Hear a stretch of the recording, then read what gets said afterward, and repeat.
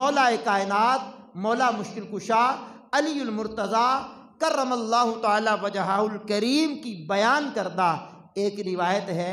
آپ فرماتے ہیں کہ جو شخص قربانی خریدنے کے لیے گھر سے نکلتا ہے اس کے ہر قدم کے بدلے میں اسے مالک کائنات 10 نیکیاں عطا فرماتا ہے۔ ابھی جانور خریدنے کے لیے نکلا ہے، آواز اونچی آ سکتی ہے آپ کی؟ بڑی مہربانی جناب۔ اگلی بات کو سنیے گا ذرا۔ فرمایا جو جانور خریدنے کے لیے گھر سے نکلتا ہے ہر قدم پر 10 نیکیاں عطا کی جاتی ہیں اور 10 گناہ اس کے نامہ اعمال سے مٹا دیے جاتے ہیں۔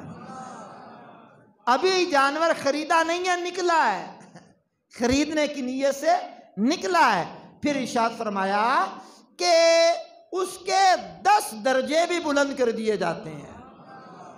کتنا بڑا کام ہے قربانی کے جانور کو خریدنے کے لیے جانا۔ پھر مولا کائنات فرماتے ہیں جب وہ اس خریدنے کے متعلق جانور کے مالک سے گفتگو کرتا ہے، بارگیننگ جس کو آپ کہتے ہیں، بات چیت کرتا ہے، ہاں بھئی کتنے کا ہے، کتنے کا ہے، کتنے کا ہے، تو مولا کائنات فرماتے ہیں مولا علی کہ یہ جو گفتگو وہ کرتا ہے جانور کے مالک سے، یہ جو گفتگو کرنا ہے اس کا ہے، یہ اللہ کی تسبیح لکھی جاتی ہے۔ یعنی جس طرح ہم سبحان اللہ کہہ رہے ہیں، ذرا اونچی آواز سنا دیں گے، یہ اللہ کی تسبیح ہے۔ تو فرمایا اس کی بات چیت جو کرنا ہے اللہ کی تسبیح قرار پاتا ہے کہ جس طرح وہ اللہ کی تسبیح پڑھ رہا ہے۔ پھر ارشاد فرماتے ہیں کہ وہ جو جانور کی قیمت نقد ادا کرتا ہے، نقد، ٹھیک ہے، ادھار نہیں کرتا، نقد ادا کر دیتا ہے، تو فرمایا ہر درہم کے بدلے، آپ اس زمانے میں لے لیں ہر روپے کے بدلے، ہر درہم کے بدلے اسے 700 نیکیاں ملتی ہیں۔ کیا بات ہے! قربانی کے جانور کو خریدنے والا، خریدنے کے لیے جانے والا بندہ۔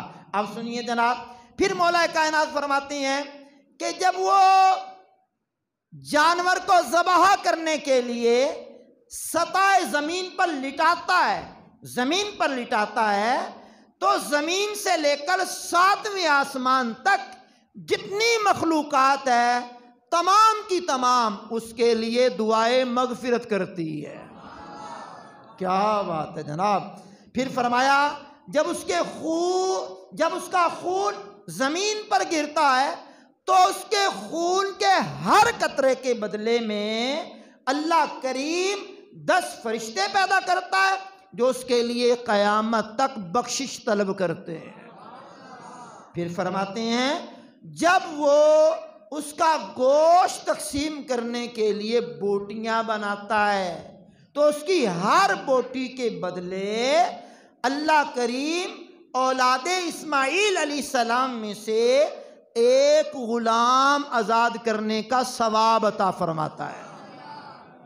تو یہ جانور کی خریداری کرنے والا بندہ جو خریداری کرنے کے لیے جا رہا ہے